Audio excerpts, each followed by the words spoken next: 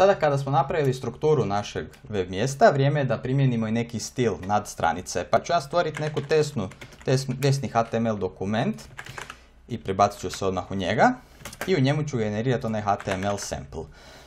Vidimo, on mi je tu ponudio u headu nekakav element link koji ima nešto s nekakvim style sheetom, dakle nekakav stil je u pitanju i on se povezuje na neku CSS datoteku. Doduše ta datoteka lijevo ne postoji, pa ćemo ju stvoriti, ali po ovome kako je on to ponudio, on bi zapravo želio da ta datoteka bude ovdje u ovom root direktoriju, znači direktno ovdje. A ja ne bih želio da meni CSS datoteka bude pomiješana s HTML datotekama, pa ću ja stvoriti novi folder koji se zove CSS i u njega ću stvoriti ovaj, kako je on već predložio naziv, main CSS, a ovdje ću napisati CSS, dakle u direktoriju CSS se nalazi datoteka main CSS. Dobro. E sad, ajmo stvoriti jedan paragraf. Evo ga, tu je.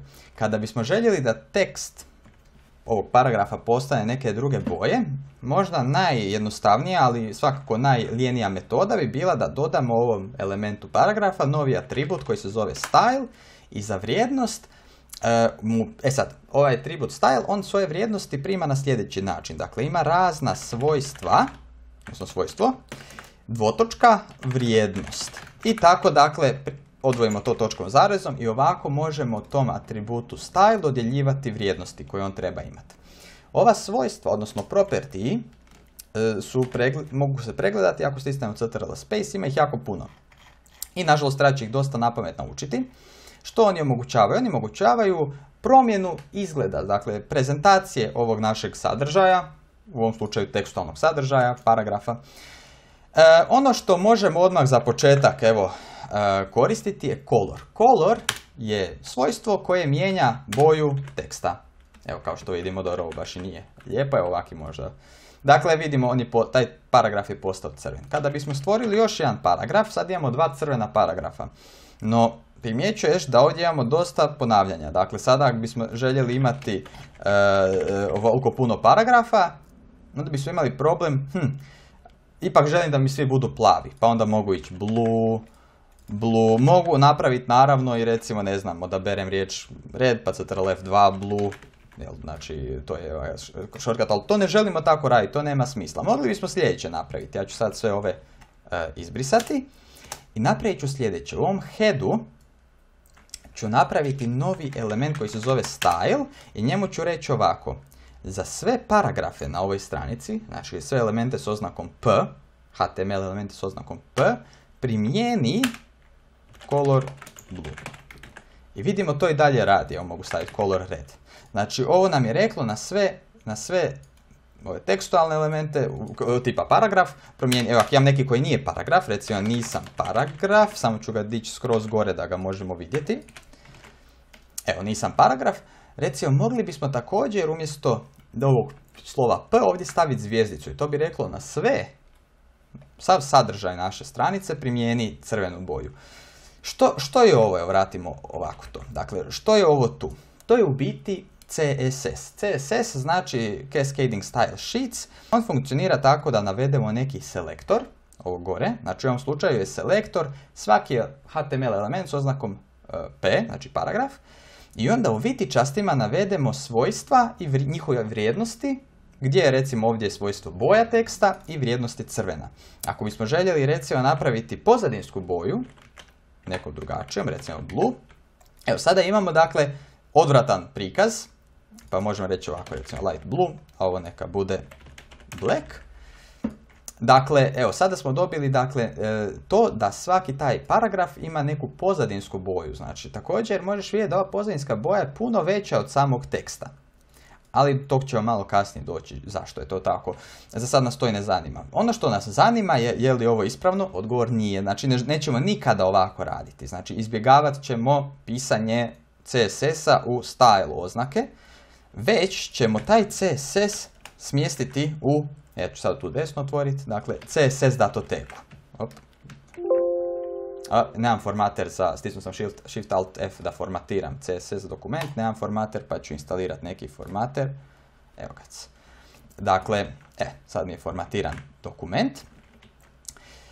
Ok, stisnut ću Alt Z da mi se Word vrepa, da to sve stane na jedan ekran. Dakle, sada paralelno pišem na desnom dijelu svog Visual Studio Code prozora CSS kod, a lijevo, dakle, pišem strukturu dokumenta. Pa ajmo se mi vratiti na neka dva paragrafa. Ajmo pokušati nešto malo naprednije raditi. Vratit ćemo se mi na paragrafe kasnije, bit će vremena za druženje s paragrafima. Za sada ajmo promijeniti ove paragrafe iz paragrafa u onaj div, infamous div, dakle, koji u principu označava svoju djecu. Što želim postići s ovim divom? Želim pokazati kako napraviti pravokutnik. Ili kvadrat, svejedno. Pa kako bismo pretvorili ovaj div u nekakav pravokutnik? Dakle, on sada samo ima neki tekst. Ako izbrišem tekst, u principu ova stranica izgleda potpuno prazno. Ako ja odem malo na tu stranicu i stisnem F12 ili, evo, znači Developer Tools otvorim, odem na svoj body i vidimo taj div postoji, ali on nema sadržaj. Dakle, ja mu tu mogu i unijeti sadržaj, ako mi dopusti. Dakle, test. Evo ga, sadržaj je ovdje, ali u principu nisam specificirao nikakav sadržaj, pa kako napraviti da mi možemo vidjeti ovaj div? Za početak, mogli bismo napraviti u CSS-u, znači očito ćemo preko CSS-a to nekak napraviti, mogli bismo napraviti ovo, znači svim div elementima primijeni da imaju, ne znam, background color light blue. Dvije stvari. Prva stvar, mi sad ne vidimo naš div, jer on i dalje nema sadržaj, pa on bi imao background color, kao što vidimo kad bi unio neki sadržaj, ali nema sadržaja, nego želimo čisto ovako napraviti. Drugo, nećemo ovo nikad napraviti.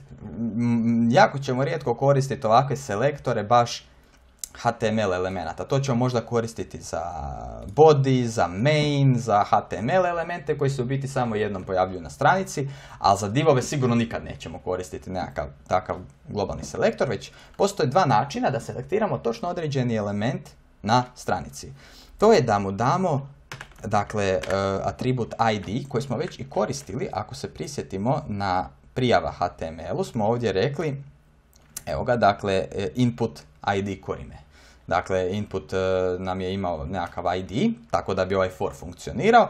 Sad opet taj atribut ID koristimo i ovdje ću ga nazvati, recimo, pravokutnik. Dakle, ovaj pravokutnik ima identifikator pravokutnik. Mi možemo sada u CSS-u pristupiti tom pravokutniku direktno koristeći njegov ID. Doduše, ovo nam neće raditi pravokutnik. Vidimo, to nam neće raditi ako tu unesem nekakav sadržaj u pravokutnik. Nije light blue pozadinska boja, jer on ovdje očekuje naziv HTML elementa, kao što vidimo. Identifikatorima u CSS-u pristupamo tako da dodam ove ljeste ispred naziva. Evo sad vidimo, to radi, super. Ali u principu ni to nam baš nije najsretniji način pristupanja. U biti to želimo izbjegavati pristupanje preko identifikatora. Zašto?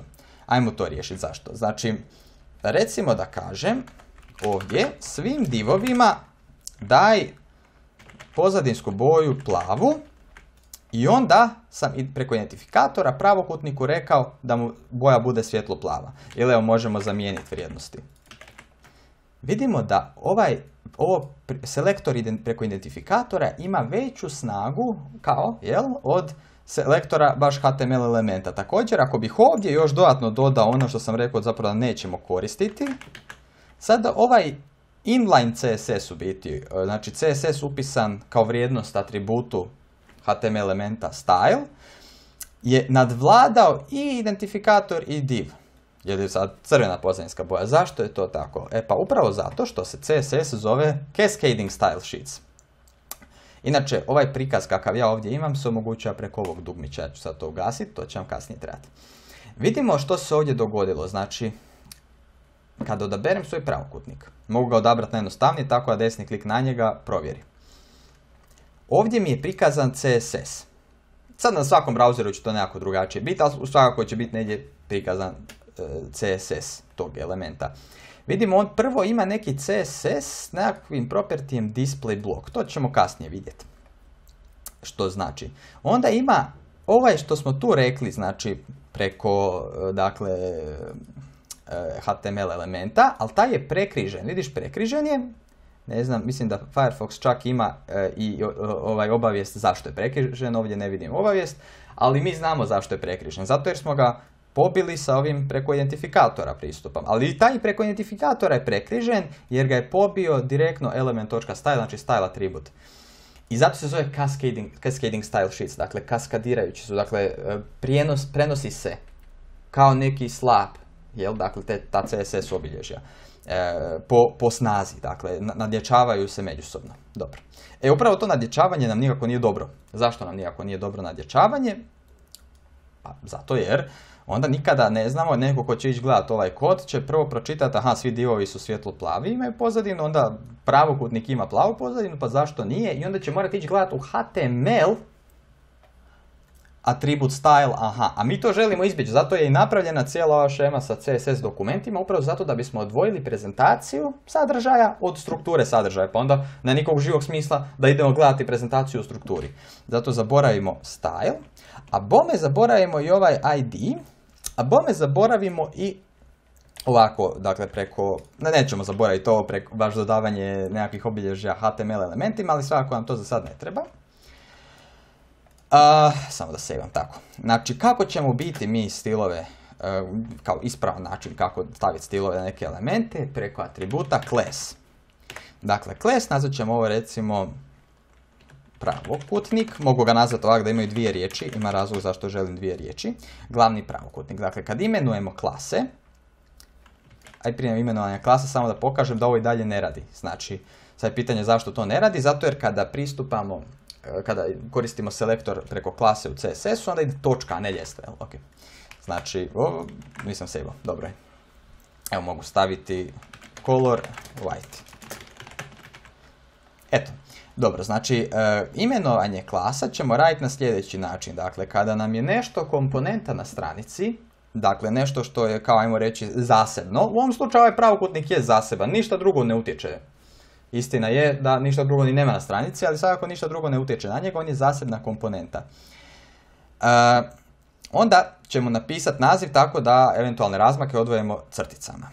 A onda ćemo vidjeti kasnije kako ćemo njegove elemente. Za sad ajmo mi napraviti pravokutnik. Isto toga to za sad nije pravokutnik, to je nekakav tekst koji ima pozadinu preko sebe.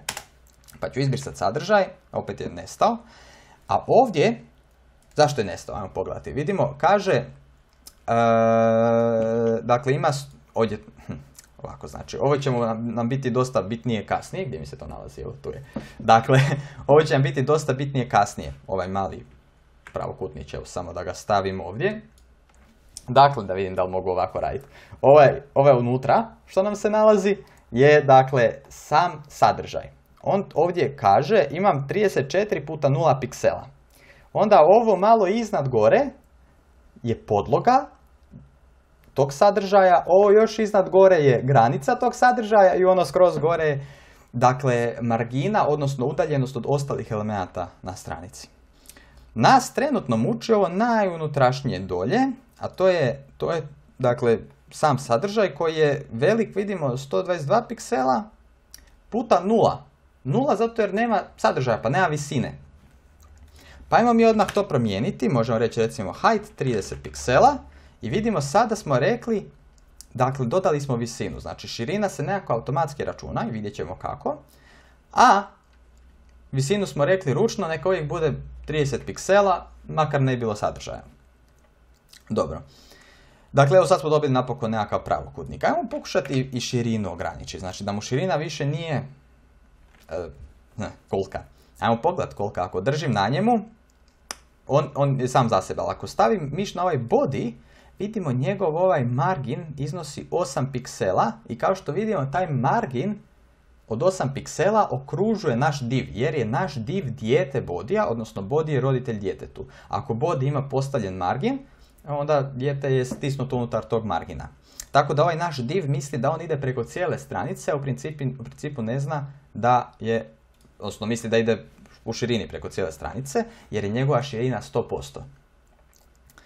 Ali ne zna naravno da nije cijela stranica u pitanju, nego da je on zapravo dijete bodiju koji je dijete HTML-u. No dobro, ajmo pokušati mi malo njega stisnuti. Reći ćemo da moj vid bude 30 piksela, sad smo napravili nekakav kvadrat. Taj kvadrat je sad nekako skroz lijevo, ajmo ga pokušati nekako dovući u sredinu. Ako ja držim miš na njemu, na tom divu, vidimo da se njemu sad stvorila kao neka margina. Jel? Znači vidimo da kad stisnem tu na marginu, isprike, ne vidi se sada. Znači ako tu držim miš dolje na margini, evo smanjit ću sebe. Dakle, ako držim tu miš na margini od tog pravokutnika, vidim da kao da ima ko da ga nešto stišće na lijevo, jel tako? Znači, ko da ga nešto povlači prema lijevom dijelu ekrana. To znači da ako želimo njega smjestiti u sredinu, svakako ćemo morati nešto napraviti s tom marginom. Što ja želim svime ovim postići? Želim postići to da kad god se baviš nekakvim dizajnom web stranice, da se koristiš ovim developer toolsima jer su od iznimne pomoći.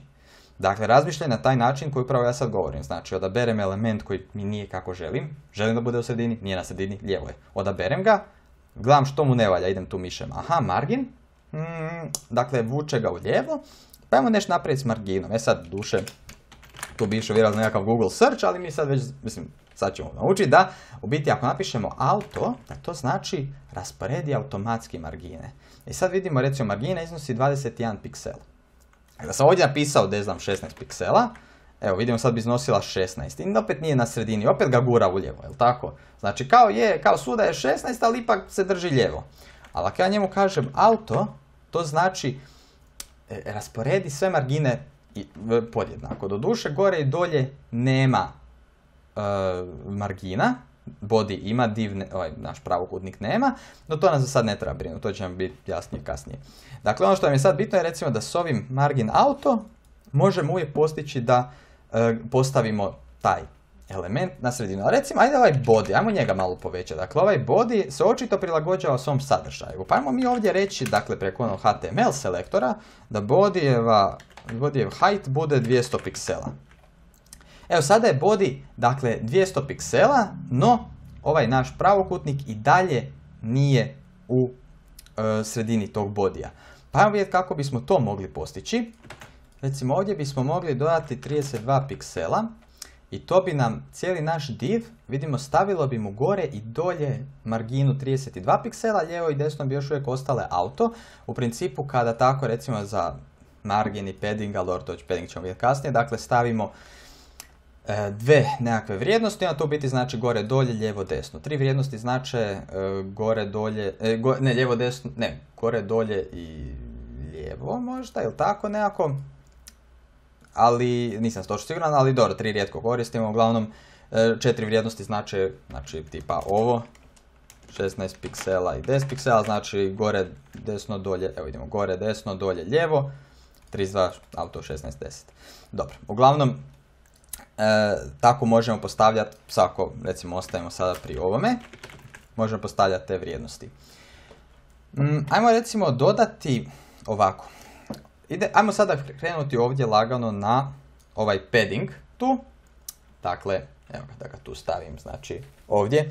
Padding, pa ajmo vidjeti što taj padding radi. Recimo ako upišem nekakav tekst u moj pravokutnik, tekst, taj tekst je nekako zbijen. Evo ako ga malo proširim, u biti on izlazi iz okvira. Stavit ću mu samo da color bude black, a on neka bude light blue. Eto tako. Znači taj tekst izlazi sada iz tog kvadrata u ovom slučaju. Zašto? Pa zato jer smo mu rekli da mu visina i širina uvijek budu 30 piksela, a to što ovaj izlazi to je druga stvar. Samo ovo još da kažem, dakle ako bismo makli width, onda opet ide width pređe na 100%, vidimo, to je isto kao da stavim 100%. To u principu znači popuni roditelja, jel ako je ovo body roditelj, onda ga je ovaj popunio, ovako. Maknut ću samo ovo, hoću da bude na vrhu stranice. Kako recimo sad ovaj tekst centrirati u tom sada pravokutniku, odnosno općenito u tom divu, možemo koristiti svojstvo text align center. Evo ga, to je najjednostavnije, dakle vidimo postavili smo ga. I recimo sada želimo malo taj tekst od ozgora, dakle pomaknuti prema dolje, upravo tome nam služi padding. Dakle, upravo tome, znači reći ćemo padding, evo ako stavim padding 32 piksela, vidimo kako je taj tekst, malo moram ovako otići, dakle, u biti ima, što ima, ako odem na provjerim njega, dakle, vidimo kako sadržaj tog pravokutnika je ovo plavo unutra, a ovo zeleno u principu je, evo ga, padding, jel? Znači kada idem po paddingu, onda vidim da je to. Dakle, sada smo stvorili podlogu za sadržaj ovog diva. Jel? Za njegovu djecu koja mu čine sadržaj. A ako bismo željeli samo gore, znači onda bismo ovdje mogli reći, ne znam, tipa 5 piksela. I onda smo u biti pomaknuli ga, dakle, gore smo stavili 32 piksela. I to možemo ovdje i vidjeti. Evo, 32 piksela, dolje 32 piksela, lijevo, desno 5 piksela. Dakle, to je to kad stavimo više brojeva. Dobro, ajmo za sad ostati na ovome. I imamo također i ovaj border ovdje. Dakle, taj border, on nam omogućava da napravimo logično obrub. Recimo, ako samo da malo ovo uredim. Evo ovako. Dakle, border, kako border stavljamo? Najjednostavnije ga je staviti tako da upišemo prvo širinu obruba, recimo 3 piksela. Onda upišemo boju obruba, recimo grey. I upišemo vrstu obruba, može biti solid, može biti recimo double. Može biti dotted. Može biti solid, evo. Može biti kao ovak malo neki outset, kao da je 3D, ajmo reći. No dobro, za sad ostavimo na solidu. Evo vidimo sad taj naš pravokutnik ima svoj obrub. Ono što još možemo dodati, samo sekundu. Ovdje ću samo promijeniti budući da vidim da mi desni margin od bodija prelazi preko pravokutnika, maknut ću ovaj vid 100%, dakle to je sve tesno bilo. Ono što nam može dosta uljepšati situaciju je svojstvo koje se zove border radius, recimo ako stavimo, ne znam, 15 piksela, evo vidimo iz katastrofalno užasnog u malo manje užasno, velik uspjeh. Imamo sad, još što možemo, recimo možemo se ovak igrati s border radiusom, napišemo recimo border radius, border bottom left radius 10 piksela recimo, border bottom right i onda dobijemo ovakav nekakav, dakle, oblik. Dobro, sad, možemo staviti recimo ovaj pravokutnik, ako se on zove glavni pravokutnik, ajmo pokušati da imamo kako izgleda još njih na stranici, ovako. A ako stavim jedan u drugi, znači ja sad njemu stavljam u sadržaj, dakle još pravokutnika, vidimo kako izgleda kao da ih je obuhvatio, ali ovaj prvi do duše, a ne sve. Zato jer smo mu rekli da mu je fiksna visina 30 piksela, ako kažem auto, evo vidimo, sada je obuhvatio kao te ostale pravokutnike. Dvije stvari nam se sviđaju. Prvo, malo treba ipak dodati padding nekakav mali. U biti ću ga gore staviti kod margina. Tako nekak ja uvijek stavim padding kod margina, ne znam, 10 piksela. Evo, to izgleda već malo ljepše. A drugo, što nam se ne sviđa, je to što su oni ovak stisnuti. U biti im fali margin. Malo, znači nekakav gore i dolje margin. Ali mi to ne želimo da svi budu glavni pravokutnik. Dakle, imamo glavni pravokutnik i on nek ima klasu glavni pravokutnik. A ovi ispod neka imaju neke druge klase koje će se recimo zvati, već sam rekao, kada imamo samo jednu komponentu nekakvu na stranici koja je za sebe kao ono dovoljna, onda ju nazovemo ovako. A kad imamo njezine elemente, nešto što nju čini, u ovom slučaju bi to bili ovi nekakvi. To zamisli kao neki meni. Evo recimo da ovdje je meni, pa onda ovdje je opcija, evo ovako, znači, onda ove opcije ne mogu biti zasebna komponenta, one ovise o meniju, bez njega nemaju smisla. Onda ovako i možemo nazvati. Stavit ćemo donje dvije crte i nazvat ćemo recimo opcija. Dobro, sad mi baš to ne smisla. A nek se zove opcija, makar ne nikog živog smisla. Ovo je jednako sve tesno. Sad naravno su i potpuno izgubili svoj stil, jer te opcije ne postoje, pa ćemo napraviti onda glavni pravokutnik opcija i da vidimo što ćemo mu reći. Reći ćemo mu zapravo sve, pa ćemo malo promijeniti samo. Recimo, reći ćemo kod margina da ima 32 piksela gore dolje, malo previše možda, 16 piksela, eto. Ono što bih još, znači sada vidimo te opcije stvarno stoje tako. Ono što bih tu još volio pokazati svakako jest ovi selektor, znači pseudoselektori, odnosno selektori stanja, na primjer, ako želimo da kad pređemo mišem preko nekog od ovih pravokutnika, onda možemo napisati njihovo ime, recimo za opcija. Kad pređemo mišem, da opcija postane narančasta. I onda upišemo dvotočku i selektoru kažemo, dakle, ovom selektoru damo taj pseudoselektor, dakle, recimo koji se zove hover. Hover znači kada je miš iznad i kažemo color orange. sad vidim da kako prelazim, sad sam promijenio boju teksta. Ako želimo ono što sam zapravo želio, a to je pozadinska boja, evo vidimo kako to sad izgleda. Ali i dalje to izgleda nekako malo primitivno, odnosno ok izgleda, ali, mislim, zove to stiranje, ali ono što bi nam svakako dosta dobro došlo, je recimo da kažemo ovako jedno jako cool svojstvo, zove se transition. Transition i funkcionira ovako. Prvo, tu možemo odabrati za kakav ovaj pseudo selektor vrijedi, ali ja ću, odnosno za kako svojstvo, uglavnom tu uvijek ćemo staviti all, jednostavno. Onda nakon što kažemo all, kažemo koliko će dugo trajati tranzicija iz jednog stanja u drugo, znači koliko će dugo postajati narančasto. Reći ćemo recimo 0,3 sekunde. I nakon toga odaberemo vrstu funkcije, možemo pisati linear recimo. Vidimo sada kako to fino izgleda, jel? Lijepo prelazi kako idemo mišem. Tako da to je recimo dosta cool. Ajmo sad vidjeti nešto što je zapravo iznimno bitno, možda je najbitnije u cijeloj ovoj priči o CSS-ovima, to su takozvani media query. Ovako, znači, vidiš kako ovo je odvratno izgleda, znači ovo je ovaj pravokutnik na našoj desktop stranici. Ono što bi tu svakako trebalo napraviti je da ove opcije stoje u jednom redu, a ne da idu jedna za drugom. Jedna za drugom mogu ići kada je riječ o nekakvom mobitelu. Odnosno, nema potrebe za resize cijeli browser. Ako želiš vidjeti kako tvoja stranica izgleda na mobitelu, odeš u Developer Tools i ova gore ikonica Toggle Device Toolbar. I tu možeš vidjeti, znači, evo, na primjer, najmanji mobitel s kojim ćemo se susresti, vjerojatno iPhone 5, pa njega koristimo kao najmanju mjernu jedinicu. Dakle, vidimo kako bi taj pravokutnik sasvim ok izgledao na njemu. Ali već ako odemo neki iPad Pro, to već izgleda strašno. Znači, ono što mi želimo napraviti, ono što mi želimo napraviti jest da kada pređemo određenu širinu, da se promijeni ta prezentacija sadržaja. I to je omogućeno s dvije stvari. Prvo, to omogućava ovo što nam automatski Visual Studio Code izgenerira, a to je ovaj tu meta element u headu, dakle koji kaže viewport with device width initial scale 1. Dakle, to nam omogućava da koristimo media query. Ako tu stavimo 2, onda će sve ostati isto. To sam zabrio da se promijeni. Nije nam to uopće bitno, to nikad nećemo mijenjati. Znači, to nam uvijek stoji tako. Ono što ćemo koristiti, dakle, je u tom CSS-u, ja ću sad ugasiti ovaj test HTML čisto da imam prostora. Ovako ćemo napraviti.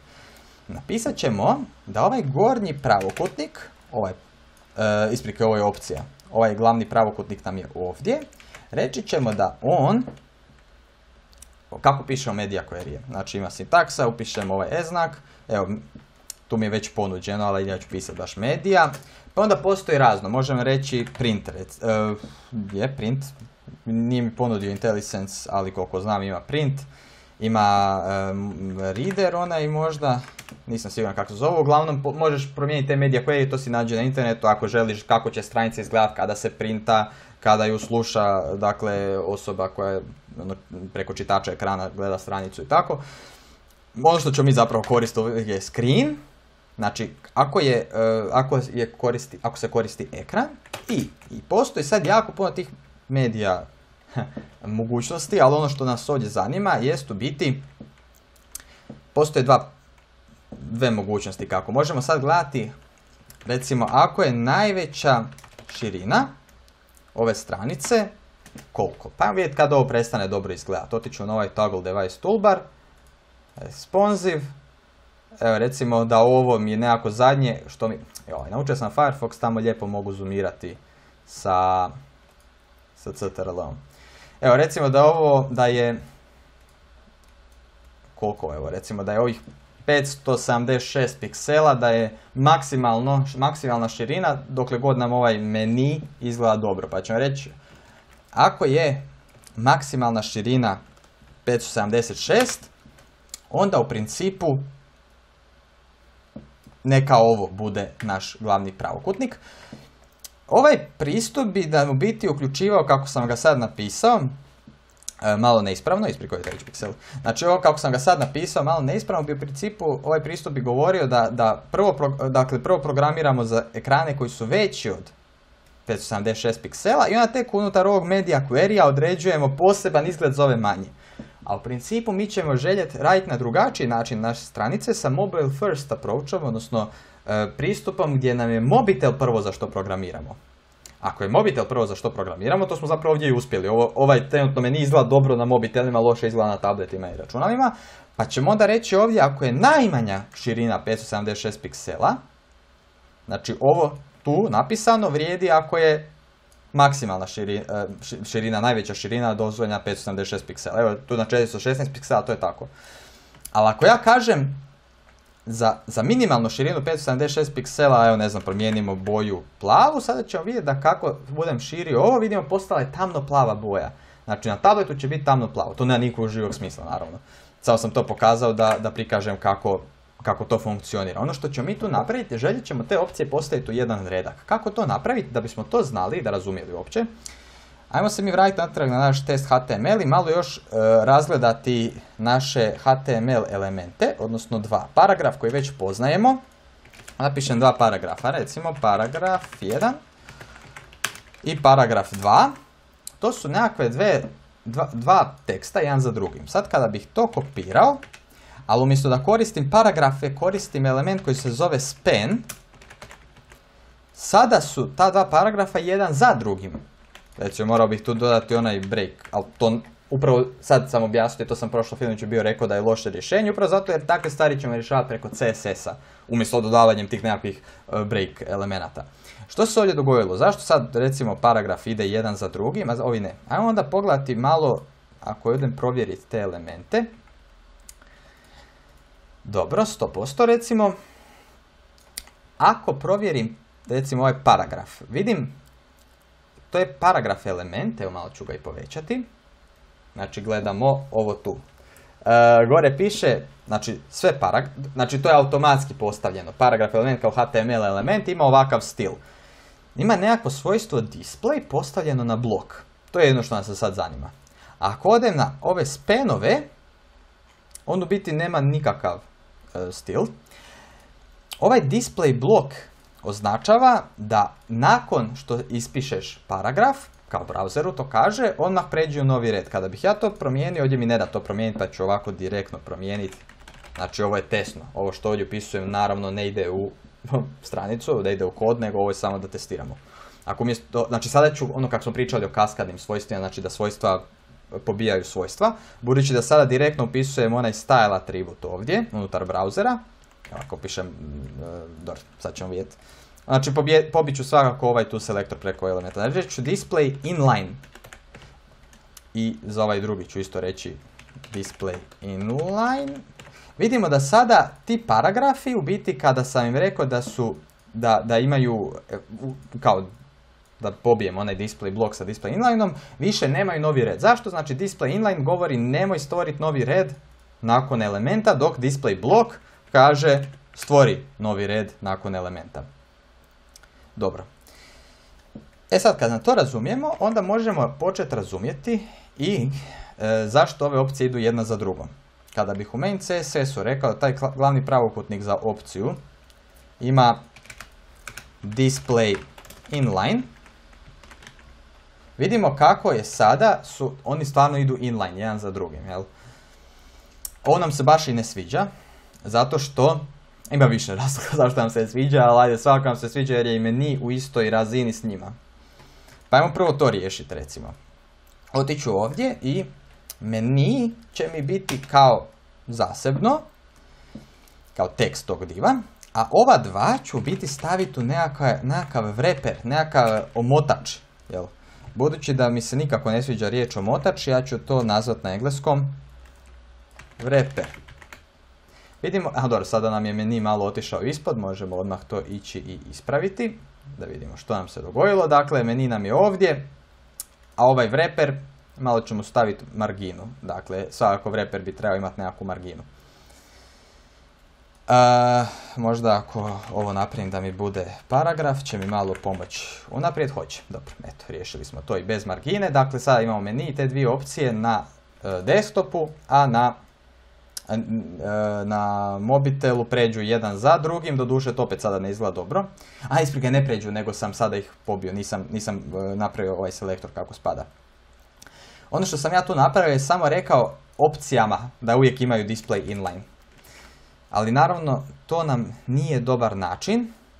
sad sam makao to pa se vratilo kak je bilo, nego biti mi želimo unutar ovog media query-a samo glavnom pravokutniku reći da svoju djecu drugačije prezentira na manjoj veličini ekrana, a ne svim opcijama reći kako da se ponašaju na različitim veličinama ekrana. Pa kako ćemo to napraviti? Dakle, evo sad smo vidjeli recimo display block i display inline. Iznimno korisna stvar je display flex. Pa možemo ovdje na ovom za manjem od 576 piksela, što smo trenutno na 502, pa će i prikaz vrijediti, napisati display flex. Dobro, sad to malo čudnovato izgleda, ajmo vidjeti što se zapravo dogodilo. Nekako se sve to čudnovato poredilo. Vidimo da je kao nekakvi stupci, ako vidiš ove nekakve žute, stalno CTRL-om idem, ako vidiš ove nekakve žute kao crtice, u biti izgleda kao da ima 3 stupca. U prvom stupcu da je meni, u drugom da je opcija i u trećem da je velika praznina nekakva. Zato jer moramo reći flex direction, smjer ovog flex displaya, neka bude na row. Isprike, kolum, uvijek se zeznam s time, dobro, uglavnom uvijek doslovno fulam. Dakle, evo sada smo rekli prikazuj sve elemente tako da jednostavno budu jedan za drugim u jednom stupcu. Dakle, u jednom stupcu da budu jedan za drugim. I vidimo, ok, to sad izgleda sasvim ok. A ovdje dolje ćemo reći, znači za glavni pravokutnik, znači display flex, display, opet ja CTRL-om idem. Znači ovdje dolje ćemo reći kada proširimo preko 576 piksela, idi na, možemo reći display row, samo sada imamo ovaj problem. Dakle, u principu nećemo to ovdje selektat, nego ćemo mi u media query reći da nam wrapper bude display flex i da wrapper bude flex direction row. Eto ga. Znači sada kada imamo mobilni prikaz, evo to je taj mobilni prikaz, samo da ga ugasim, nisam navikao raditi sa jednom monitoru, zato je malo zeza. Dobro, sad opet izgleda odvratno, ali evo, barem na nekakvom tabletu bi izgledalo malo bolje. Ono što bi tu svakako još trebalo dodati jest sljedeće. Otićemo opet ovdje i reći ćemo, ajmo recimo za iPad kao neki tablet, znači ono što tu ne valja je ovaj meni postane preveliki. Pa ajmo reći onda čim pređemo nekakvu veličinu nekakvog tableta recimo, inače samo da ovo kažem vezi ovih media query-a, ako te muči tipa ono mobitel ima 2000 piksela na ekranu fizički, pa ono kako to funkcionira, znači mobitel se zna prilagoditi, odnosno preglednici na mobitelu se znaju prilagoditi ovome i znaju koliko to zapravo treba biti prikazano. Tako da samo se navigiraj po ovome tu. Znači ako je Galaxy S5 to će ovako izgledati, ako je iPad to će ovako izgledati. Dobro, znači ovo je više ovako brojka koja nam je nekak navodi nas. Znači svakako ćemo ovdje reći da glavni pravokutnik u ovom media query-u za ovakve uređaje postane recimo max width 50% ukupne širine, znači da ne bude ogroman, nego da najveća širina koja može imati bude 50%. I također ćemo reći da je ovaj glavni pravokutnik opcija dobije recimo width 100 piksela. Evo ga. Dobro, to izgleda ok. E sad ćemo otići ovdje na responsive da vidimo, znači kad imamo nekakvo računalo, i dalje to ne izgleda dobro na velikom monitoru, znači na tabletu sad izgleda ok, sasvim ok, ali na velikom monitoru to i dalje ne izgleda, pa možemo dodati još jedan media query koji će reći, doduše možda i te media query je bilo dobro sad prebaciti ispod, još jedan media query koji će reći ako je najmanja veličina, sad ću ovako roknut nekak bez veze, dakle recimo 1024 piksela, onda napravi sljedeće, neka glavni pravokutnik max width nek mu postane 700 piksela i kraj priče, jel? Tako da, manje, 600 piksela, 500 piksela, evo 500 piksela, znači ovako to izgleda na računalu, na tabletu i na mobitelu. Tako se zapravo radi s CSS-om. E sad, glavna stvar još jedna, ja ću u ovim tutorialima, imamo još jako puno posla ispred sebe sa PHP-om i JavaScriptom. PHP i JavaScript ću raditi skroz čisto, bez ikakvih dodataka, jel? CSS ne. CSS stvarno nema smisla raditi ovako. Uvidjet ćeš da smo mi tu napisali 53 linije za sitnicu. I ovo je nepregledno, maksimalno nepregledno. Znači, čovjek koji pregleda ovaj kod će vidjeti, aha, glavni pravokutnik mi ovako izgleda, a zašto ja na mobitelu ima, odnosno zašto na tabletu ima flex direction row? I onda mora scrollat do nekakvog media query-a u kojem mora naći glavni pravokutnik i reći, aha, to je znači zato. I onda još scrollat i reći, aha, zato. Znači, je katastrofa. Znači, taj čisti CSS nećemo koristiti, već hvala ljudima koji su osmislili SAS. Odnosno SCSS ćemo koristiti. SCSS jer je znači SAS i SCSS su tu negdje. Odnosno to je to. To je ista stvar, samo malo drugačije. SCSS koristi ove vitičaste zagrade, pa ćemo zato biti s njime. Tako. Što znači SCSS? Pa, SCSS znači da ćemo našem CSS-u dodati S u ekstenziju. Da bismo ovo mogli koristiti, morat ćemo otići u ekstenzije i upisat ćemo SCSS. Evo ima neki formater, njega ćemo instalirati, ali ono što zapravo nama treba je SAS Watch, ako se ne varam. Dobro. Evo ga, Live SAS Compiler, to nam treba, to nam je iznimno bitno. Što će on raditi? On će taj SCSS prevoditi u čisti CSS. Sad to nema nikakvog smisla, niti treba imati smisla, jer ne razumijemo u biti još što se događa. Ono što se sada dogodilo je da sam dobio dolje notifikaciju, želim to pokazati. Dakle, kaže, dobro, to nas ne zanima, ovaj watch SAS dugmić je iznimno bitan. Svaki put kad pokreneš Visual Studio Code u ovom svom projektu za web, bitno je da stisneš to. Vidi što se sad dogodilo. Kad sad to stisnuo, generirale su mi se nove datoteke main CSS i main CSS map. Ovaj main CSS map ne diramo. Ne diramo ni ovaj, ali ovaj možemo pogledati. Dakle, recimo, ja sam u main SCSS-u, koji je znači doslovno bio CSS, samo preimenovao ekstenziju, napisao u glavnom pravokutniku da bude display flex direction column. A naš SCSS ovaj watch je to preveo u čistom CSS-u kao hrpa nekakvih još dodatnih uputa za različite brauzere. Znači on se brine za to da na različitim brauzerima naš kod bude što sličniji. Jer obično bude problem u čistom CSS-u što neke stvari se mogu razlikovati u različitim brauzerima, što nam jako nije cool. Znači u jednom brauzeru napraviš padajući izbornik, pokušaš na drugom, ono izgleda katastrofa, jel? Samo zato jer neka taština je vladala ili nešto. Ali što je zapravo SCSS? Zašto je on vrhunski? Pazi ovo. Ovo imenovanje težit ću u ovim filmićima što više, dakle, raditi po BEM metodologiji, što se piše BEM metodology, imenovanje tih klasa u CSS-u, a upravo držanje po toj metodologiji, rad po toj metodologiji nam omogućava sljedeće. Ako ja kažem glavni pravokutnik je ovakav, onda njegovu djecu mogu ovak reći. Znači, kopirat ću sve osim ove ponovljenog naziva glavnog pravokutnika, odnosno te klase, i to staviti ovdje tako da stavim znak end i to space-tam. I sad kad tu držim miš vidi, on već zna, to će vrijediti za element koji ima ovakvu klasu.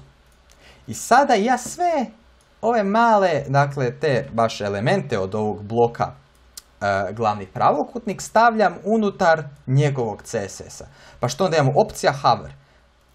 Ovo pripada ovoj opciji, pa ja mogu kopirati samo ovaj pseudoselektor i napisati ovdje, ne tu nego tu, znači unutar opcije reći kada hoveram na opciju, vidimo kada je glavni pravokutnik opcija, kada se hovera na njime promijenimo boju u ovo.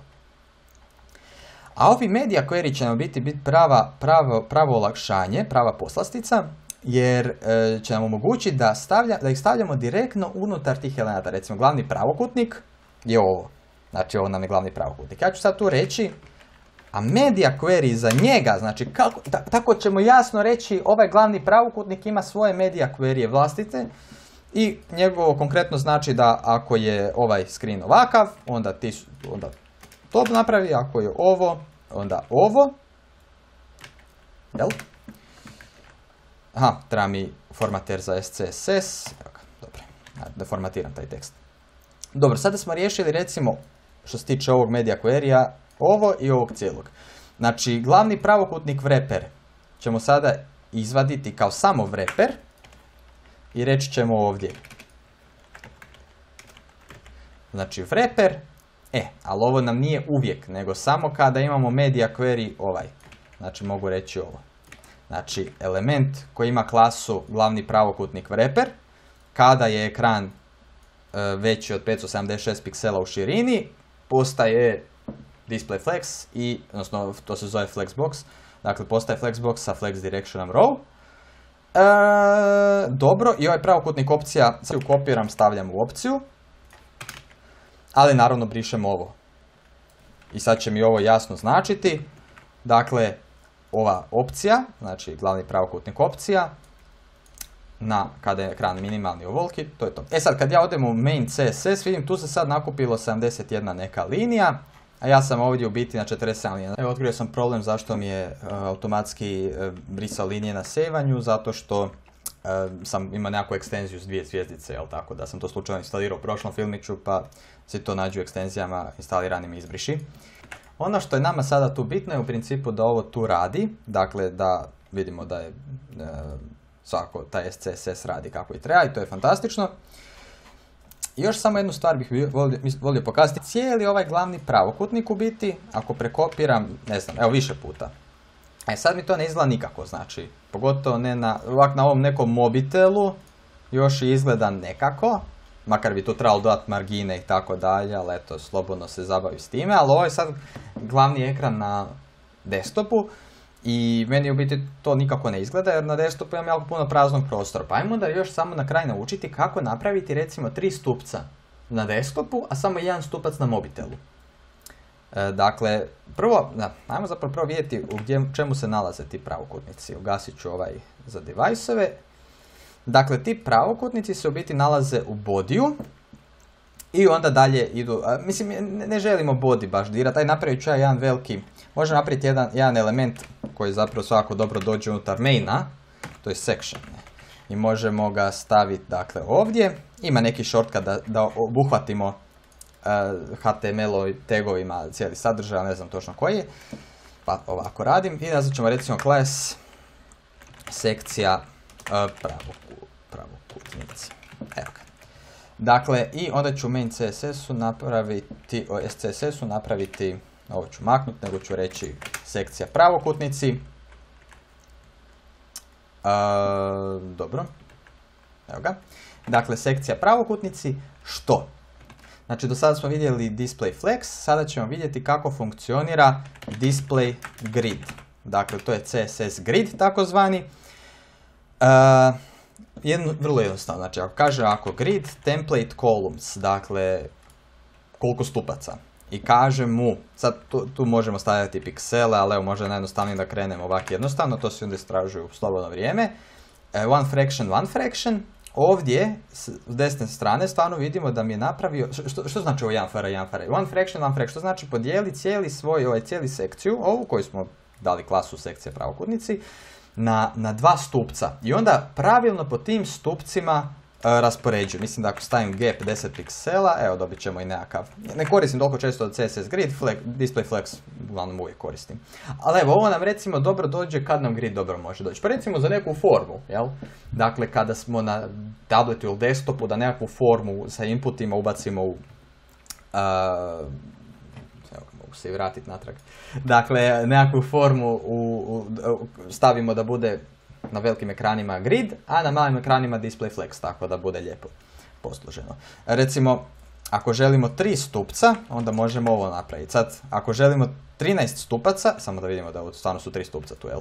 Znači, ako želimo 13 stupaca, onda nema smisla da pišemo 13 puta 1fr, nego jednostavno koristimo funkciju, dakle, repeat i napišemo, ponavljaj 1fr 3 puta, isprike, 3 puta 1fr. I evo ga, to radi, znači ako napišem 13 puta, to će biti 13 stupaca. I sad bi naravno za kraj trebalo reći da ako radimo onaj mobile first pristup, kakav sam rekao, onda zapravo prvo trebamo za nekakav mobitel, ajmo za baš tablet, ali možemo napraviti, evo recimo da na tabletu ovo bude, znači ja ću sad ovo kopirat, a ovdje ću reći na tabletu, neka to bude display flex direction column, to je ovo što imamo sada, i možemo staviti onaj gap 10 piksela, mislim, evo, dobro, to radi. A što se tiče media query-a za min koji će ovdje biti, koji sam dolje koristio za desktop, 1024 piksela širinu, pa ću to i ovdje koristiti, samo 1024 piksela, onda kreni na ovo, onda kreni na display grid i onda vidimo da ako odem na nekav desktop, da se u biti to proširi. Sad sam zeznuo pa sam desno izgubio marginu, dobro, sad bi se s tim trebalo igrati. A ja želim još jednu stvar reći prije nego što da to nastavimo, a to su varijable. Zapravo mi u SCSS-u možemo koristiti varijable koje funkcioniraju na sljedeći način. Znači recimo ako želimo, umjesto da uvijek pišemo da pamtimo ovo, kako sam sad morao ići dolje gledat kolika je širina za desktop, i možemo ovih 1024 piksela, odnosno cijeli čak ovaj string, spremiti u varijablu koja će se zvati desktop, jednako, dvotočka, isprike, nije jednako, dvotočka, ovo kao string. I sad sam rekao ovo je varijabla i sad ju tu mogu koristiti. I ovo sad praktički znači, kao što vidimo i radi, možemo vidjeti da radi ovako, evo, znači radi. Lijepo. Čak se popravilo ovo desno što, aha, zeza ga margin desni, dobro, navez. Dakle, ovako sam spremio, dakle, kao rezoluciju koju smatramo da je neka desktop rezolucija u varijablu. Pa možemo recimo reći tablet, neka bude, koliko smo, 576 piksela rekli, 576 piksela i onda ću jednostavno svugdje gdje imam min width 576 piksela promijeniti tablet, osim tu gore. Evo ga. A svugdje gdje imam ovo za desktop, odnosno ovo je zadnje mjesto, desktop. Eto, i tako smo u biti riješili to kako smo sad stavim da je 100 piksela za tablet. Dakle, vidimo da ide skroz do 100 piksela. Ako vratim na 576, aha, vidim, samo mi se malo mi je na mobitelu stisnut svaki glavni pravokutnik, pa ćemo reći da bude width fit content, ne, zapravo to neće ništa, nego ćemo reći nek bude 100 piksela. Ne, malo više, 250 piksela. Ovo što se tiče fit contenta, to nam može služiti recimo kada neki sadržaj, recimo onaj tekst koji nam je bio jednom ispadao na početku filmića iz pravokutnika, da pravokutnik se proširi točno na njegovu veličinu. Dakle, u biti ti elementi uvijek teže na 100% kada im postavljamo i zato su na početku filmića oni pravokutnici, odnosno one background colori išli prek cijelog ekrana skoro, osim onog bordera na bodiju. Eto, ja bih ovaj film i završio i tu je jako puno posla, ali evo, to je to što se tiče Gita što sam spomenuo na kraju prošlog filmića. Evo, ovo ću nazvati pravokutnici kao commit i onda ćeš moći, ako znaš ili ako naučiš, ako još ne znaš koristiti se s Gitom, onda svakako to nauči, moći ćeš uvijek otići na onaj repozitorij koji sam rekao, koji se zove Mislav-Matijević-forum, znači kada odeš ovdje, onda možeš otići tu na code, kopirati tu, dobre, u konzoli upisati git clone taj link i onda kada se taj link klonira, kada to otvoriš recimo ako odeš u konzolu i upišeš code točka, to znači otvori Visual Studio Code u ovoj datoteci. I u principu ovdje odmah imaš, dakle, dolje lijevo, evo tu možemo i vidjeti, malo da smanjim prozor, da ga povisim, dakle dolje lijevo naziv brancha, odeš na recimo CSS i u principu dobiješ odmah ovdje kod. I kad naučiš se malo još lakše služiti s time, možeš otići, ne znam, na git branch i vidjeti da, git log i vidjeti da, evo tu imamo ovaj commit s pravokutnicima, malo prouči kako to checkoutat. Smatram da će ovaj pristup preko, ne znam zašto radi dobro, mislim da će ovaj pristup preko Gita ti olakšati snalaženje u ovim filmićima i u sljedećem filmiću napokon primjenjujemo ovaj stil na našu stranicu i umjesto da izgleda kao da je izašla iz 92. izgledat će nešto ljepše.